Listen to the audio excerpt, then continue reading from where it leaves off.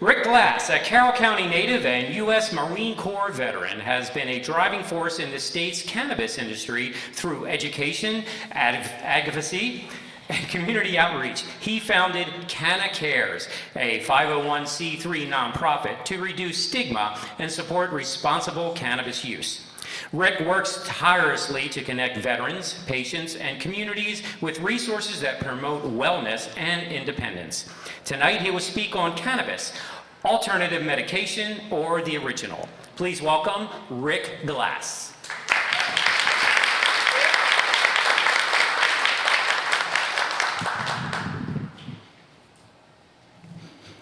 There are many of you that already know who I am, so no need to go more in depth on my background. But if interested, please check the previous year's Ignite Talks. I have people from my military platoon flying in as we speak from all over the country for a reunion, so please forgive me if I leave after my speech, but it was important I was here. Cannabis has been legal for recreational use since July of 2023, and the sky hasn't fallen like many thought it would. It's time we embrace this plant for what it is and address risks that go along with the consumption of anything. One thing I hear often, I see people smoking weed and driving all the time. I do too, and I personally don't support this. I have been an active member of the Chesapeake Region Safety Council, where cannabis is used in front of law enforcement and they check for different levels of impairment. The signs of impairment with cannabis and alcohol are vastly different.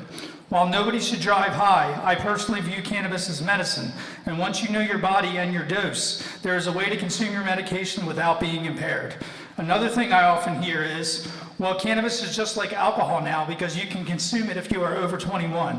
As a recovering alcoholic, this statement makes me cringe. While legally the purchase of both substances are treated the same, from a health standpoint, it couldn't be further from the truth.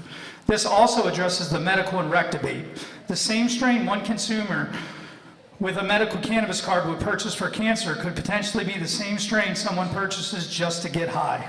I also don't think people are using it just to get high. What I mean by that is, ask a few more questions and you'll get to the bottom of it. My cousin's wife said to me one time, well, you use it for PTSD, but I use it recreationally. I responded, what does it do for you? And she said, it helps me sleep. It helps with chronic pain. My point is, cannabis is cannabis. And yes, I'm very aware that people may abuse it, as people abuse anything. While I don't support cannabis abuse, whatever definition that may mean, nobody is dying from cannabis consumption. We often talk about addressing opioid issues, but never fully discuss how many got addicted to opioids in the first place, very often through a doctor's prescription. If only there was a plant that was legal to purchase, that you could ingest with zero risk of overdose, and that can hit some of the same pain receptors opioids do. Oh wait, there is. It's time we peel the curtains back, people. The propaganda and lies still being spread about cannabis are alive and well. Cannabis consumption is increasing, and there are a lot of people losing money because of it. Big Pharma is either against your cannabis or wants a hand in it. Big Alcohol would love for the dangers of cannabis to be exaggerated, and the biggest lobbyist against cannabis isn't happy, the prison unions. I think cannabis can be an amazing plant to guide people to wellness. I have seen so many success stories over the years, I can't help but share the science of this plant to others. Now I'm going to ask a weird question. Is the first time you had sex the best time you had sex? Probably not. And if yes, well then I guess you are a natural. I say that because often I hear people say, not for me, Rick, I smoked it once and never again. Or, my neighbor gave me a brownie and I freaked out. Well, what was the THC percentage of your strain? What was the dominant terpene? How many milligrams of THC were in your brownie? I'm always met with a blank stare.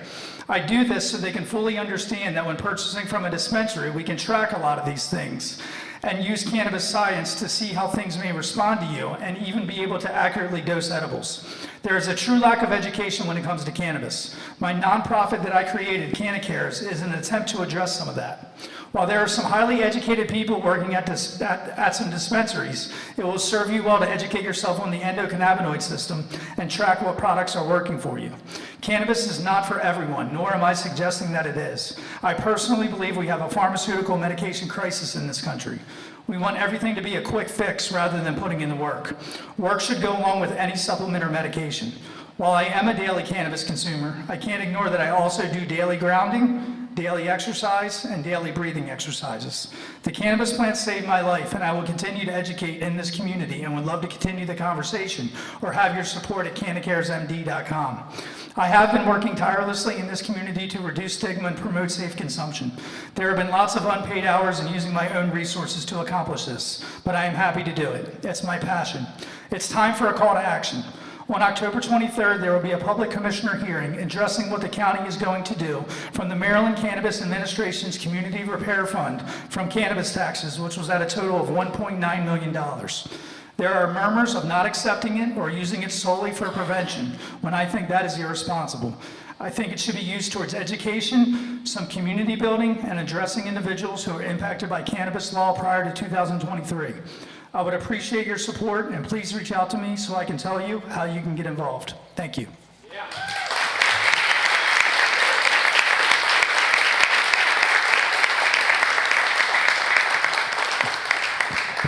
Great job, Rick, and thank you for your service.